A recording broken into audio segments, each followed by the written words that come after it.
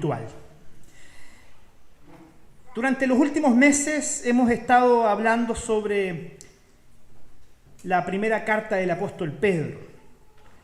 Y ya vamos en el capítulo 4. Nos acercamos ya pronto al último capítulo de esta carta, por lo cual esta serie se extenderá por algunos domingos más. Y hoy día nos corresponde hablar sobre un texto en el cual el apóstol Pedro busca responder de alguna manera una de las preguntas que tal vez suscita mayor complicación para nosotros como discípulos de Cristo. Y ella tiene que ver con cómo entender cuál es la voluntad de Dios para mi vida. ¿Alguna vez usted ha lidiado con esa pregunta? ¿Cuál será la voluntad de Dios para mi vida? ¿Qué es lo que el Señor quiere que yo haga? A veces cuando nos hemos visto enfrentados a alguna decisión importante, alguna decisión crucial, hemos buscado ayuda para ver si el Señor quiere que nosotros tomemos una decisión por A o por B. Yo creo que medianamente todos nosotros nos hemos visto enfrentados a una situación así. Bueno, esto tiene que ver con lo que Pedro escribe en estos versículos que vamos a leer, en donde él trata de ilustrarnos a través de la sabiduría que el Espíritu Santo le otorgó, cómo discernir la voluntad de Dios en este tiempo que nos resta, en este tiempo que nos queda en esta vida, ¿cierto? A partir de ahora y los años que el Señor ha preparado para mí, para algunos más, para algunos menos, cómo interpretar o entender la voluntad de Dios en este tiempo que nos queda. Así que le voy a pedir que por favor usted abra su Biblia allí en el capítulo 4 de la primera carta de Pedro y me acompañe en la lectura de los versículos del 7 al 11. Primera de Pedro 4, del 7 al 11. Y usted puede ahí seguir con su vista la lectura de este texto que dice así, Primera de Pedro 4, 7 al 11. Mas el fin de todas las cosas se acerca. Sed pues sobrios y velad en oración. Y ante todo, tened entre vosotros ferviente amor, porque el amor cubrirá multitud de pecados. Hospedaos los unos a los otros sin murmuraciones.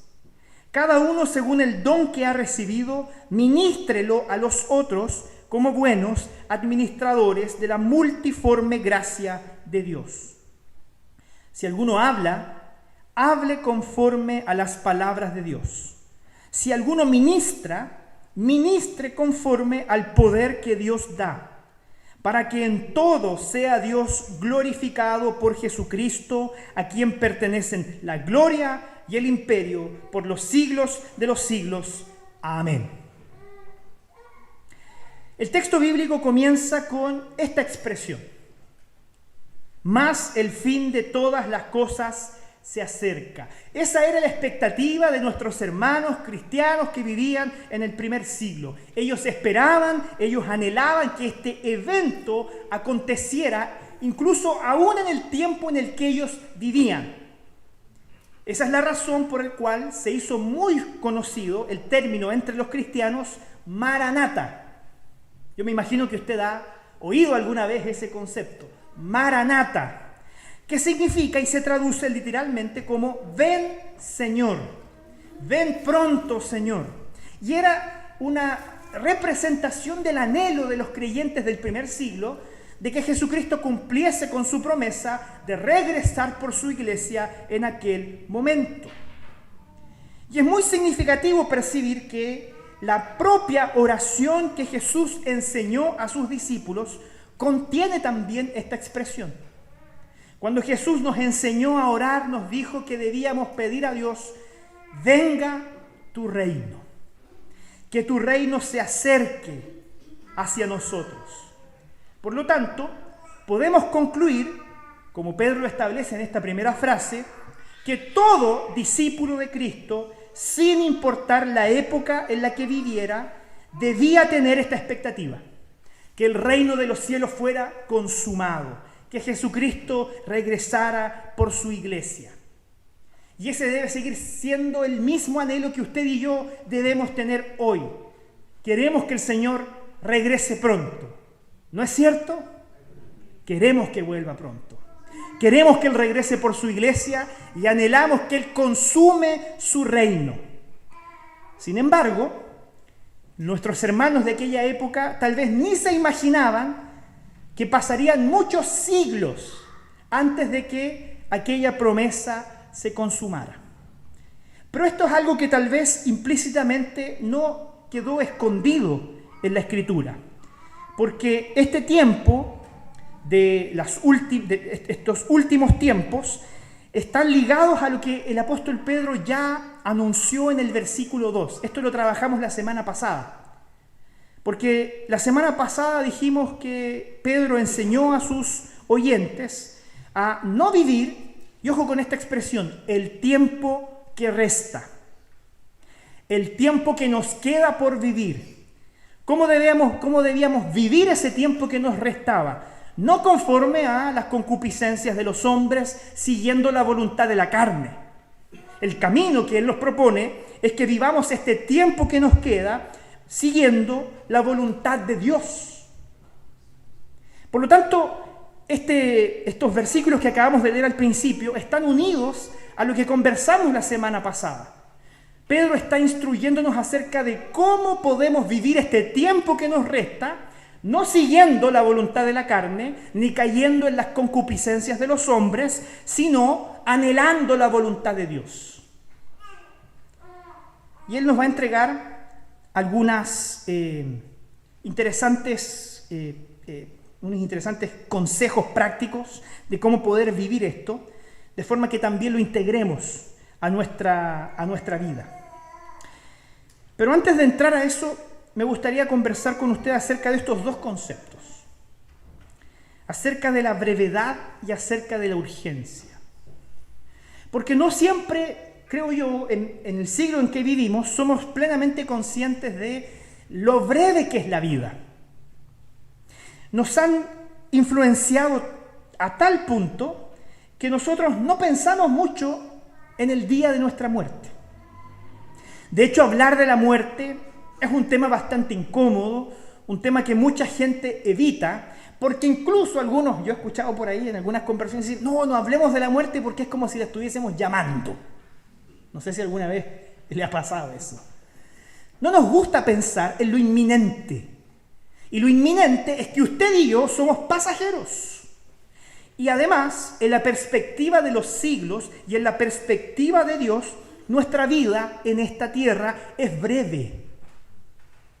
Lo decíamos anteriormente, somos peregrinos en un tránsito breve que es la vida.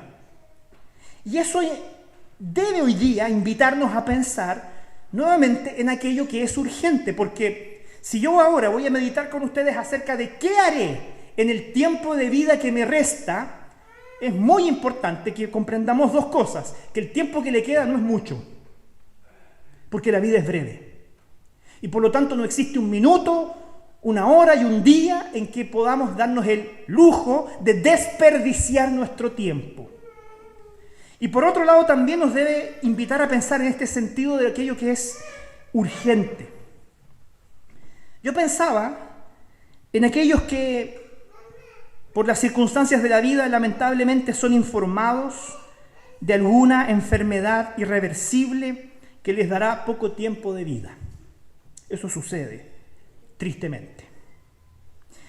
Pero me he dado cuenta que aquellas personas son capaces de releer toda su realidad y enfocarse en atender con urgencia aquello que estaba postergado y que debía tener en algún momento prioridad. Si ustedes me permiten reflexionar de esto de una forma un poco más personal, yo recuerdo a mi abuelo que fue diagnosticado con un cáncer ya muy avanzado y el diagnóstico del médico fue categórico: 3 meses más de vida. Y yo era un niño cuando todo esto sucedió, pero recuerdo a mi abuelo haberse reenfocado de tal forma en que dejó las cosas en su vida ordenadas. Es más, él tuvo conmigo un gesto que yo nunca voy a olvidar. O sea, fueron dos gestos en realidad. El día que él falleció, se acercó mi abuela a conversar conmigo y me dijo: Diego, tu abuelo te dejó una labor que tú tienes que cumplir. Cuando Colo-Colo obtenga su título número 25, tú tienes que ir a dejarle una rosa blanca a su tumba. Tal vez por ahí algunos de ustedes comprenderán por qué el pastor es tan fanático. Era algo que era una pasión que yo compartía con mi abuelo, que ya partió. Y de hecho espero que hoy día Colo-Colo obtenga la número 33. Y ciertamente también en mi corazón estará el recuerdo de mi abuelo, que era muy fanático del Colo-Colo. Él me llevaba desde niño al Estadio Monumental a ver a este equipo. Pero también él me dejó como regalo un terno que le pertenecía a él. Entonces, él falleció en el mes de junio. Recuerdo que era el Día del Padre. Era justo el Día del Padre cuando él fallece, y algunos días después yo estaba de cumpleaños. Y recuerdo que el día en que celebramos mi cumpleaños, mi abuela llegó también con un traje y me dijo: esto te lo dejó tu abuelo de regalo. Yo no tenía trajes, no tenía ternos. El primer terno que tuve fue uno que mi abuelo me heredó y que tengo muy bien guardado ahí en mi closet. No lo uso porque no me cabe.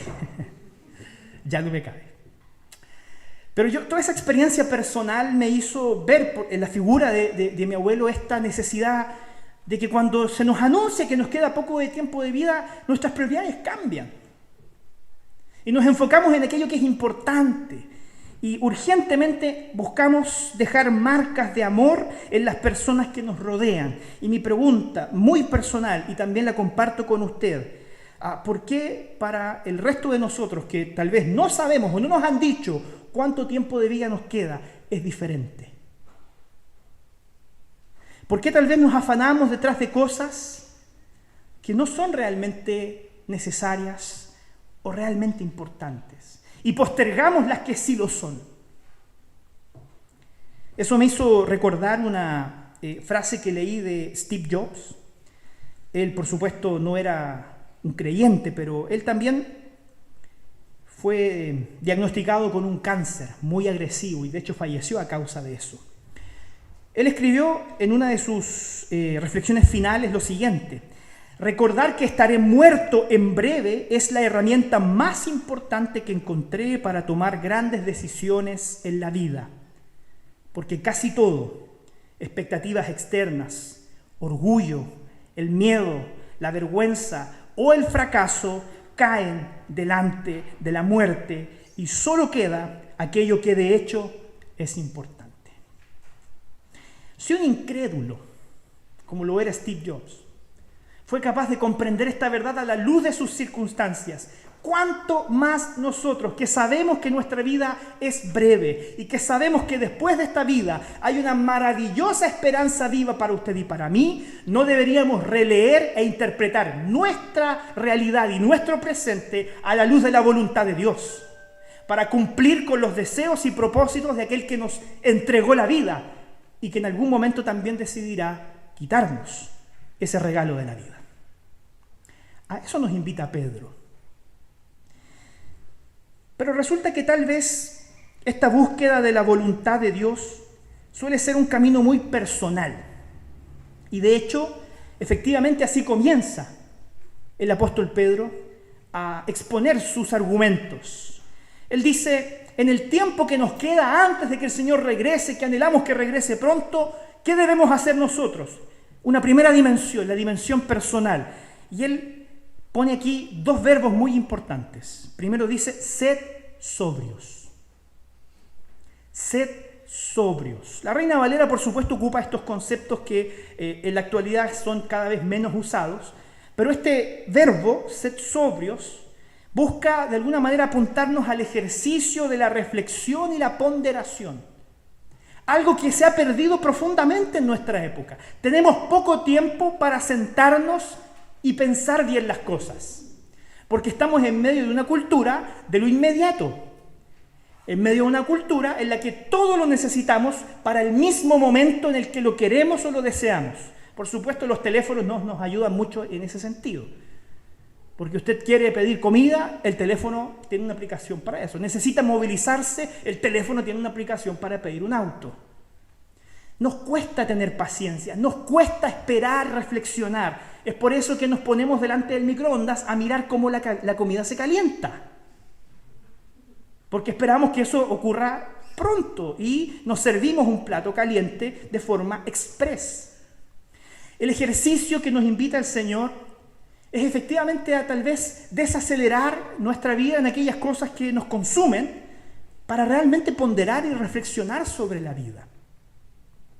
Y de hecho a eso se refiere Pedro. Sed sobrios, dense tiempo para pensar mejor las cosas, para reflexionar en torno a su vida. Es por eso que hay una práctica muy hermosa que nosotros hemos perdido con el tiempo, que es la práctica del retiro. Usualmente los retiros, ¿cierto? Los vivíamos en nuestras épocas de niñez o de juventud. Yo por lo menos recuerdo que nos íbamos unos días a un lugar apartado a estudiar la palabra del Señor, a compartir con otras personas, pero en la medida que vamos creciendo esa práctica se va perdiendo. O sea, ¿por qué? Porque no tengo tiempo para perder el tiempo. No tengo tiempo para retirarme y pausar mis actividades a fin de sentarme delante del Señor a evaluar y ponderar mi vida. Y es precisamente eso lo que nos hace falta. Muchas de nuestras malas decisiones están asociadas a la rapidez con la que nosotros queremos las cosas. Y no somos capaces de darnos cuenta que el Señor muchas veces nos pide frenar y escuchar la voz del Señor. Y tal vez retirarnos y apartarnos de las labores cotidianas, del trabajo, de la familia, de las cosas que nos afanan y poder encontrar un tiempo realmente para estar con el Señor. Nos hace falta recuperar la práctica del retiro como una práctica en la cual podemos ejercitar la reflexión y la ponderación y así ser sobrios. Pero no es solo ser sobrios. También hay un segundo verbo que dice velad. Y esto es una actitud de atención y de alerta. Velad es la actitud de prestar atención, no es una actitud de distracción, sino que de estar alerta a lo que el Señor está haciendo en nuestras vidas. Entonces, estos dos verbos son de gran importancia, porque cuando alguien quiere conocer la voluntad de Dios, usualmente cae en la actitud de la inmediatez. Eso es propio de la cultura en la que vivimos. Y probablemente también esa sea la razón por la que muchas personas buscan tomar decisiones mirando el horóscopo o consultando las cartas, porque quieren saber ahora ya lo que les depara el futuro. Otras personas esperan que el Señor en alguna noche manifieste un ángel y les diga explícitamente qué debemos hacer y cómo debemos hacerlo. Y no me diga que no lo ha pensado. Porque todos hemos esperado en algún momento de nuestra vida que el Señor diga, esto es lo que hay que hacer. Entonces, hermano, dése cuenta que Pedro, al hablar de la voluntad de Dios, dice que debemos reflexionar, que debemos ponderar nuestra vida y por medio de un ejercicio mental de análisis, descubrir y comprender cuál es la voluntad para nuestra vida, estando alerta a las señales del mover de Dios en nuestro diario vivir. Ahora, por supuesto, lo anterior demanda, en la mayoría de los casos, que también usted sepa buscar ayuda y auxilio en otras personas. Que usted sepa ir hasta aquellas personas más experimentadas, a aquellos que usted entiende que son más maduros en la vida y en la fe, para que ellos sean capaces de reflexionar junto a usted acerca de los aspectos de su vida en los que requiere y demanda que el Señor manifieste su voluntad. Por lo tanto, en la búsqueda por comprender la voluntad de Dios también necesitamos ayuda de otros. Y la razón es muy sencilla. La ayuda de otros nos permite o nos da más sensibilidad para distinguir lo que realmente es la voluntad de Dios de lo que son los murmullos de nuestra alma. Nuestra alma está ahí constantemente haciendo ruido en nuestro interior y en nuestra mente. Esto es lo que hay que hacer. No, hagamos esto, ¿sí? Por eso ese consejo de hágale caso a su corazón y escuche a su corazón es un consejo tan malo. Porque su corazón siempre buscará engañarlo. Su corazón siempre obrará en función de destruirlo, de alejarlo del Señor. Por lo tanto, el ejercicio es todo el contrario. Es hacer callar el corazón para escuchar la voz de Dios. Y en eso, la reflexión, el retiro y la búsqueda del consejo son sumamente importantes. Tal vez les pasa, así como a mí, que ustedes alguna vez tomaron alguna decisión en la que después dijeron, tal vez debía haber pedido consejo. Tal vez debía haber buscado ayuda. Tal vez debía haber dejado que alguien me recomendara algo. Porque la verdad es que tomé una decisión y me equivoqué. A mí me ha pasado muchas veces. En donde hemos tenido que reconocer que tal vez por esa sensación de empoderamiento y autonomía no hemos querido molestar a otros y nos hemos equivocado. Así que debemos buscar también ayuda. Pero ojo, no caiga en el error de buscar personas que usted sabe que le dirán aquello que usted quiere escuchar. Porque también eso es peligroso. Ir a buscar consejo en aquella persona que yo sé que me va a decir lo que yo quiero escuchar es una forma engañosa de hacer lo que su corazón le dicta.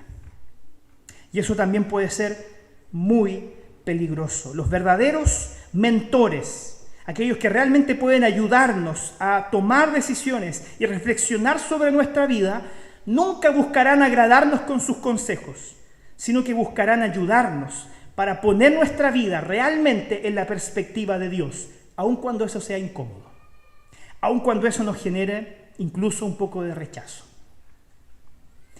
Pero el texto, además de decir que debemos ser sobrios, que debemos velar, añade un tercer elemento que es fundamental. Debemos permear, debemos bañar todo este proceso con la oración. La oración está presente en el ser sobrios, en el reflexionar, pero también está presente en el estar alerta a las señales de Dios en nuestra vida. Todo debe ser acompañado y permeado por la oración, porque la oración nos conecta con Dios, la oración nos acerca al corazón de Dios, la oración nos permite callar nuestra alma para que el Señor pueda hablar. Así que la reflexión y la mentoría no excluyen la oración, pero la oración tampoco nos exime de buscar reflexión, mentoría y ayuda. Son las dos cosas. Entonces, en esta dimensión personal de la búsqueda de la voluntad de Dios para hacer lo que Dios demanda de mí en el tiempo de vida que me resta, debe estar estos conceptos de la reflexión, de la sensibilidad de escuchar al Señor, a través también del consejo de otras personas, permeando todo esto con oración. Entonces uno pareciera ser como que, pastor, usted no me ha dicho nada nuevo en realidad. Yo todo esto ya lo había de alguna manera entendido. Probablemente sea así, querido hermano. Porque en realidad no hay nada nuevo en la Biblia. Lo que el Señor hoy día nos está desafiando es a que esto sea una realidad en su vida. A que estos principios que tal vez usted conoce teóricamente, los ponga en la práctica. Y que realmente busque la voluntad de Dios a través de esta dimensión personal. Pero a diferencia tal vez de lo que usualmente nosotros creemos, esto no es algo que solo se resuelve internamente, en una búsqueda personal. Existe también una dimensión comunitaria. Es decir, el Señor nos injerta, y lo acabamos de ver a través del acto de la recepción de miembros, el Señor nos injerta en una comunidad. Si buscar la voluntad de Dios fuera solo un hecho personal, no necesitaríamos de la iglesia. No necesitaríamos de la comunidad para relacionarnos con Dios, pero Dios quiso en su propósito que a través de la conexión con otros pudiésemos también discernir lo que el Señor quiere para nosotros. Por eso es importante congregarse. Y el verso 8 dice así: y ante todo, tened entre vosotros ferviente amor. Este verbo tened podría ser traducido como teniendo, porque es una actitud continua. Y además dice que este tened debe estar asociado a este sustantivo de ferviente amor. ¿Qué es lo que yo debo tener constantemente? Un amor ferviente por mis hermanos, un amor continuo y sin interrupciones. Esto es como una especie de redundancia, ¿no? Pedro como que dice 2 veces la misma cosa. Tengan constantemente un constante amor entre ustedes, porque en ese contexto ustedes también podrán hallar la voluntad de Dios para sus vidas.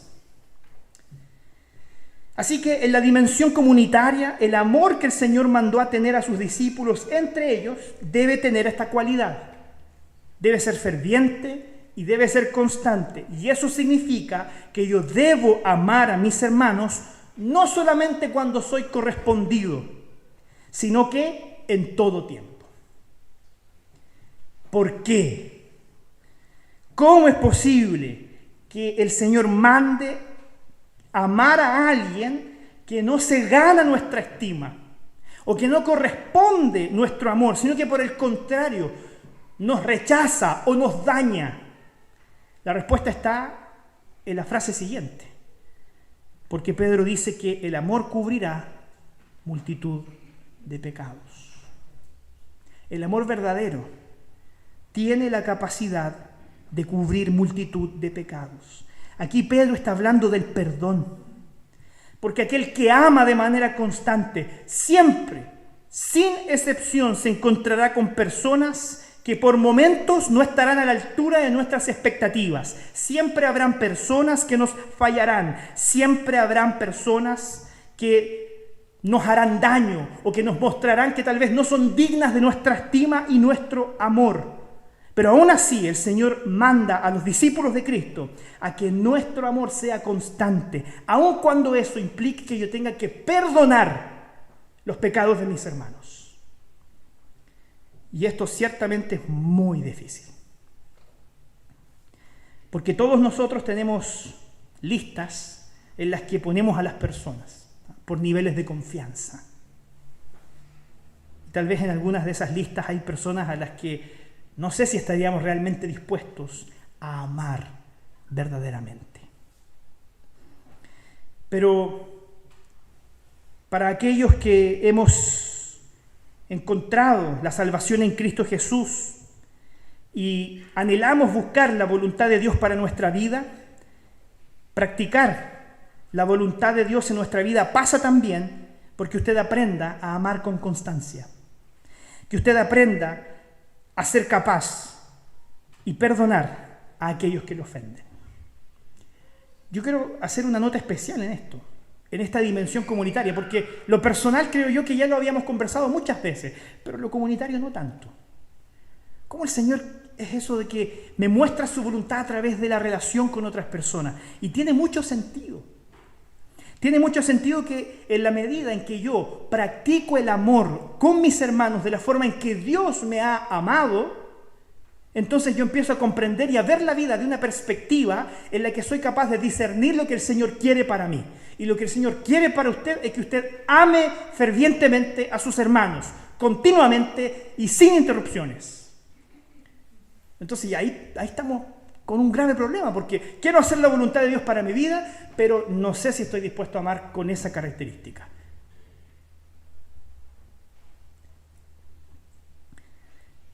Pero Pedro no termina ahí. Añade otro nivel de dificultad. Nivel 1, yo espero que lo supere, ¿sí? Pero hay un segundo nivel. El texto añade: hospedaos los unos a los otros sin murmuraciones. Hospedaos los unos a los otros sin murmuraciones. Esta frase, por supuesto, está conectada con lo anterior. Así como el amor debe ser constante, el amor también debe manifestarse a través de ser acogedores. Y esta característica era muy común en el siglo I, porque en el siglo I no tenían teléfonos inteligentes ni páginas en internet como Airbnb para arrendar departamentos. Si usted iba de viaje a otra ciudad, adivine dónde tenía que quedarse. en la casa de alguien que lo recibiera. Alguna familia amable tenía que invitarlo a hospedarse en su hogar. Entonces, esto tenía mucho sentido en aquella época, no tanto en el nuestro. De hecho, hemos perdido esa característica cultural. Incluso, esto lamentablemente obligaba a desafiar a las familias que hospedaban a otras a tener que enfrentarse a situaciones culturales que eran complejas. Porque algunas familias que venían de visita tenían ciertas prácticas o tenían ciertos elementos culturales que podían ser incómodos. Y tal vez, de hecho, esa es una de las principales razones por las que somos tan reacios tal vez a hospedar y recibir a las personas. Porque somos muy celosos de nuestra privacidad y somos muy celosos también de nuestro espacio y no queremos que otra persona con actitudes o con acciones diferentes venga a interrumpir esa paz y esa armonía que existe en mi hogar. Y es por eso que el texto añade, hospédense sin murmuraciones. Es decir, recíbanse en amor, aun cuando entre ustedes se manifiesten diferencias, aun cuando en el otro hayan ciertas dificultades o diferencias culturales.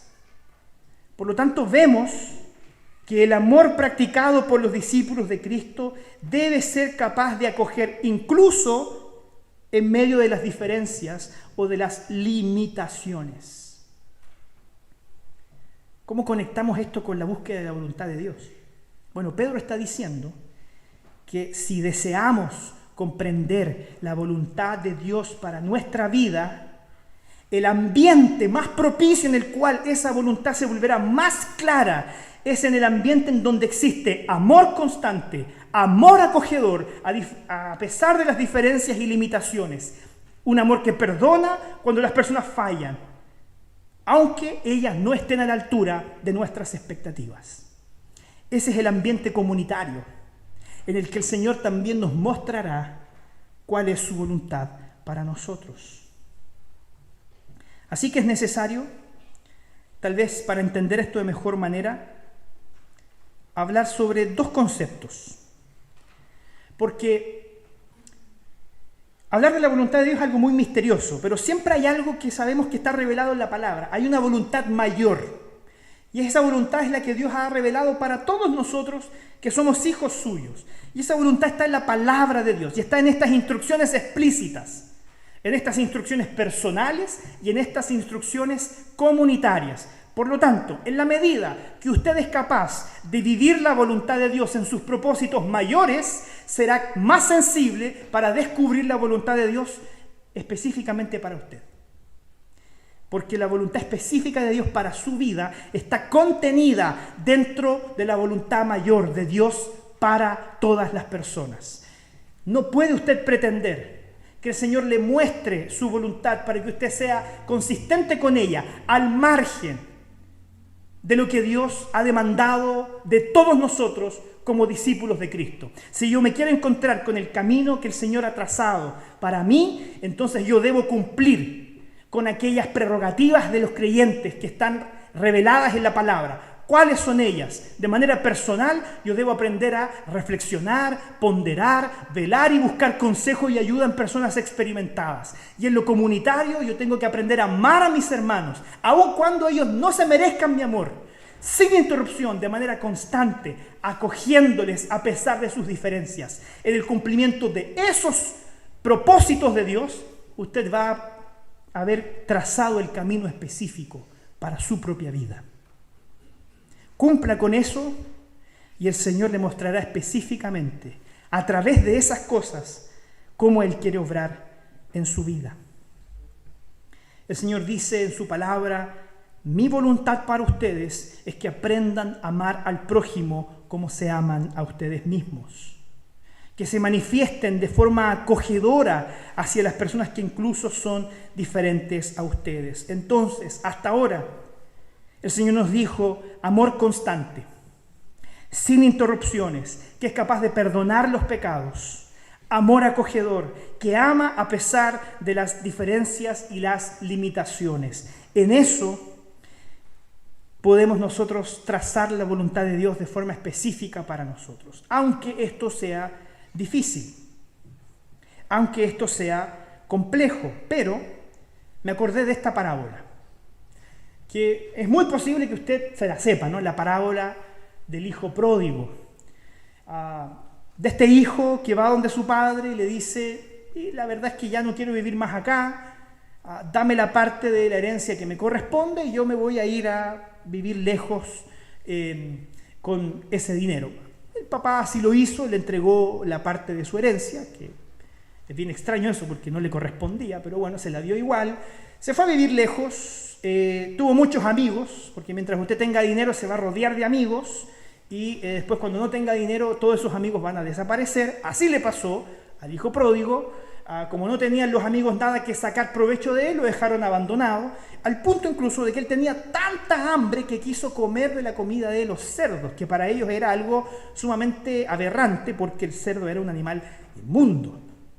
Así que él entró en razón y dijo: volveré a la casa de mi padre para que él me pueda perdonar, pero con la siguiente expectativa: ojalá me reciba como uno de sus criados, ni siquiera como hijo nuevamente, pero que me reciba como hijo, como uno de sus criados, porque la verdad, si yo lo pienso, los criados de mi padre comen mejor de lo que yo como ahora.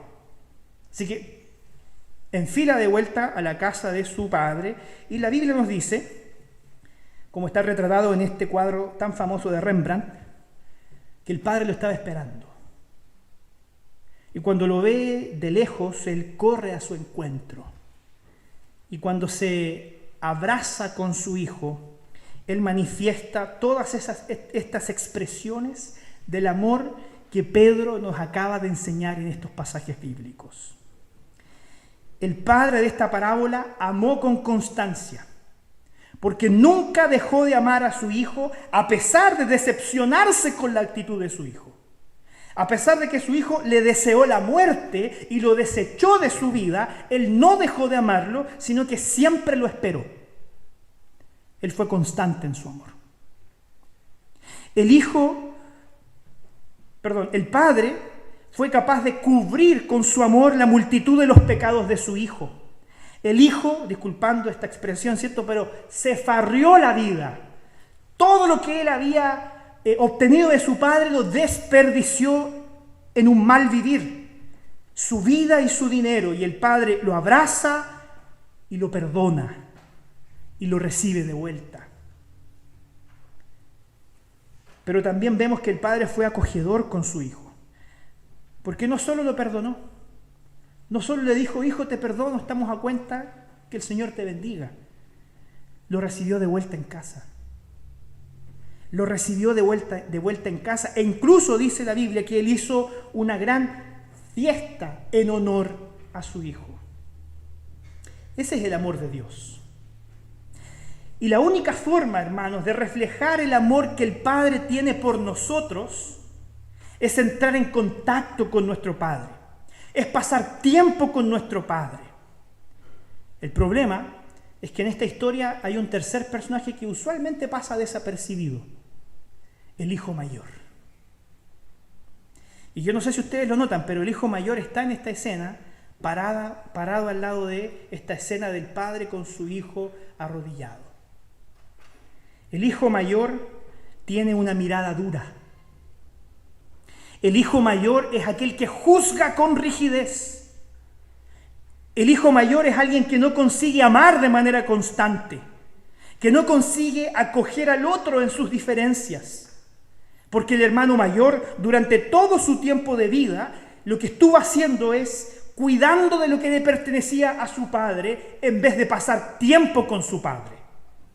Y por lo tanto él tenía una actitud de juicio, esa actitud de: ¿por qué mi padre perdona a este sinvergüenza, siendo que yo he sido un hijo que siempre ha estado a la altura, he cuidado de todas sus posesiones y nunca ha hecho una fiesta para mí? Muchas veces estamos en la casa del Padre, pero no somos influenciados por la forma en que Él ama.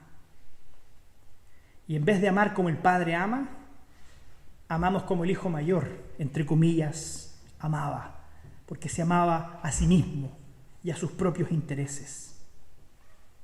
Entonces vemos que ya Pedro nos dice que en la dimensión comunitaria debemos aprender a vivir en un amor constante, en un amor acogedor, hospedándonos sin murmuraciones, incluso a pesar de nuestras diferencias. Y hay un tercer y último nivel en este segundo elemento, que está aquí, en el verso 10. Cada uno según el don que ha recibido, ministrelo a otros, como buenos administradores de la multiforme gracia de Dios. Yo destaqué ahí el ministrelo a otros, porque nuevamente el verbo que está aquí traducido es un verbo que genera una acción continua o que describe una acción continua. Debemos constantemente estar sirviéndonos los unos a los otros. Por lo tanto, si usted desea comprender la voluntad de Dios para su vida, es extremadamente importante que usted sirva a los demás y que ministre su don a quienes le rodean en su comunidad cristiana. Cuando yo descubrí esto fue sumamente revelador. Porque usualmente en mi búsqueda de la voluntad del Señor yo me quedaba en los elementos personales, ¿sí? No, yo oro, reflexiono, busco al Señor, leo la Biblia, pido consejo. Y en eso espero que el Señor me manifieste su voluntad. Pero el Señor me confrontó duramente diciendo que esa búsqueda también la vivimos de forma comunitaria. Porque todos nosotros, usted y yo, estamos injertados dentro de esta voluntad mayor de Dios. Y en la medida que nosotros somos capaces de cumplir con el mandamiento, no solo de amar a Dios por sobre todas las cosas, sino que también amar a nuestro prójimo como nos amamos a nosotros mismos, entonces el camino de la voluntad de Dios para mi vida se vuelve más claro. Porque soy capaz de compartirlo también con aquellos que caminan en la misma dirección que yo. ¿Cómo debemos servir a nuestro prójimo? Pedro dice que debemos servirlo según el don que recibimos. Este don es un regalo. Por lo tanto, Dios no nos está pidiendo que nos dediquemos a servir a otros en el contexto de una comunidad cristiana con aquello que no tenemos. En la práctica, Dios nos está diciendo que sirvamos a los otros con aquello que Dios mismo nos ha entregado, con el don que Él nos ha regalado. Y ahí es donde nosotros vemos, confirmado en otros textos de la Biblia, que el Espíritu Santo a cada uno de nosotros nos dotó con capacidades espirituales para servir a los otros y no para servirnos a nosotros mismos. Por lo tanto, al usar los dones para nosotros mismos, estaremos poniendo trabas en la comprensión de la voluntad de Dios para nosotros. Pero si usamos nuestros dones para servir a los otros, a través de ello lograremos tener una mayor claridad de cuál es el camino que el Señor quiere que usted y yo transitemos con el don que Él nos ha entregado. Y por último, y con esto ya vamos terminando, Él añade esto: háganlo como buenos administradores. Como buenos administradores.